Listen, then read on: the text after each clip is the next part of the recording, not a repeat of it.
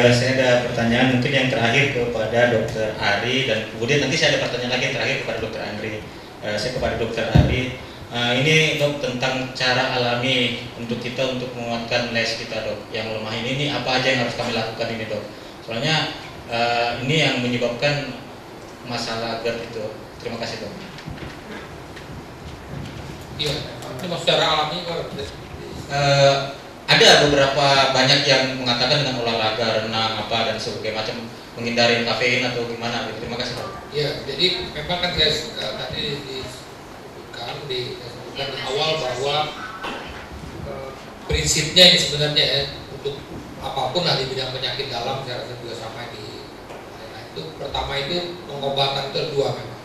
Jadi pengobatan non farmakologi, jadi pengobatan yang tanpa obat dan pengobatan yang farmakologi dengan obat-obatan. Kadang-kadang memang pengobatan non farmakologi ini penting. Nah, kalau tentu di bidang saya ini berhubungan dengan pencernaan, maka makanan, ya makanan, minuman itu menjadi hal yang harus kita perhatikan. Nah, ini kita harus perhatikan kira-kira apa sih makanan-makanan yang tadi bisa menyebabkan masalah di dalam lambung kita, pencernaan kita. Saya contoh lah ya, ini yang ekstrim aja nih kita contoh ya. Coklat, ya, keju dan lemak-lemak itu menyebabkan pengosongan lambung kita menjadi lambat.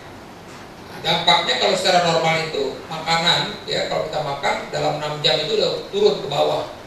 Tapi kalau kita makanan-makanan yang mengandung banyak lemak itu bisa menyebabkan makanan tertahan lama di situ. Nggak, mestinya turun jadi nggak turun. Nah ini nanti bisa jadi gas berlebihan. Saya pernah nih satu cerita pasien ya, saya udah bilang puasanya 6 jam Pak ya, oke, saya endoskopi masih ada daging. Kan nggak mungkin saya bilangin ke pasiennya ngomong ini kan, pas selesai Bapak semalam makan sate kambing setengah matang ya, kok tahu dokter katanya. Nah, ini barusan saya lihat masih ada. Nah, itu tadi contohnya, artinya makanan yang model seperti itu jadi susah dicerna. Akhirnya apa ya tadi. Ya, kemudian tadi makanan-makanan yang merangsang ya, kopi tadi termasuk kafein yang menyebabkan asam lambung jadi meningkat gitu ya. Ya kalau asam juga ya, kalau memang kebetulan ini kan isu masalah lemon ini ya. Iya, lemon sama Jennifer. Ya, jadi pertama lagi sekarang ya sekarang kalau memang kebetulan ya sekarang saya sih selalu begini aja bilang kalau itu posisinya fungsional apapun kita minum tuh enak aja. Ya kalau dalam keadaan saya bilang tadi 60%, 70% termasuk juga GERD itu ternyata juga ada fungsional juga yang sebenarnya nggak apa-apa cuma karena perasaan. Nah kalau kayak seperti itu kita mau apa aja tuh bisa enak aja gitu. Ya mau apa namanya mau jeruk lah, mau cuma air putih doang, mau apa tuh rasanya enak. Tapi kalau kebetulan ada luka, ya mohon maaf ini kalau kebetulan luka sekarang saya contoh aja kalau kira-kira lukanya di luar di kaki.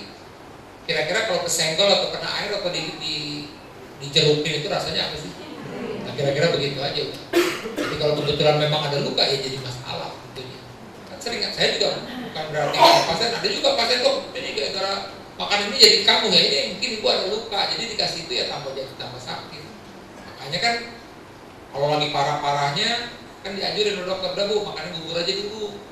Nah, kadang-kadang kalau yang kita bilang namanya ya misalnya suatu luka ini sampai ulkus aja misalnya perdarahan itu kalau ada perdarahan begitu dietnya udah jelas ini pasien biasanya kita puasakan ya tergantung keadaan setelah dipuasakan nanti dietnya cair dulu kemudian bubur dulu konsum dulu ya terus bertahap itu naiknya begitu jadi intinya begitu kalau kebetulan memang ada luka dikasih itu jadi masalah jadi sekali lagi ya saya mengingatkan lah kepada bapak ibu sekalian cocok di orang lain belum cocok di kita itu aja pegang begitupun obat gitu loh ya, ini suami istri aja nih obat dok saya kalau pakai ya normal disebut kan misalnya produk dok saya kalau dikasih paret enak tapi kok suami saya nggak enak kata padahal sakitnya sama ya belum tentu walaupun sakitnya sama-sama saya udah teropong misalnya ini GERD ini kan saya obatin ini bisa nggak cocok dok saya kalau dikasih ini malah jadi pedih ada yang begitu ya jangankan artinya obat aja pun bisa beda ke orang padahal penyakitnya persis sama ya, apalagi tadi itu macam-macam tadi jadi sekali lagi tapi kadang-kadang begini akhirnya jadi cemas gara-gara itu bisa jadi cemas kan kalau memang dasarnya mau cari cemas kan aduh kok gue begini nasib gue teman gue minum lemon malah sehat gue jadi malah jadi tambah parah begini nah tambah stres juga nah Nah, jadi prinsipnya adalah silakan mencoba, giliran nggak cocok udah tinggalkan, berarti itu bukan cocok sama kita. Gitu. Jangan langsung mikir yang macam-macam. Tadi yang tadi tuh, berpikir positif untuk diri kita dan lingkungannya. Gitu ya.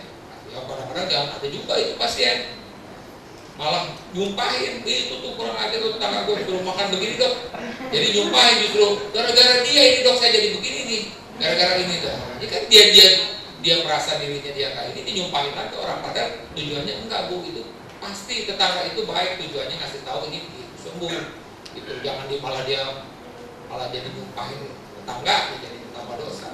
Bisa, terima kasih. Terima kasih banyak dok.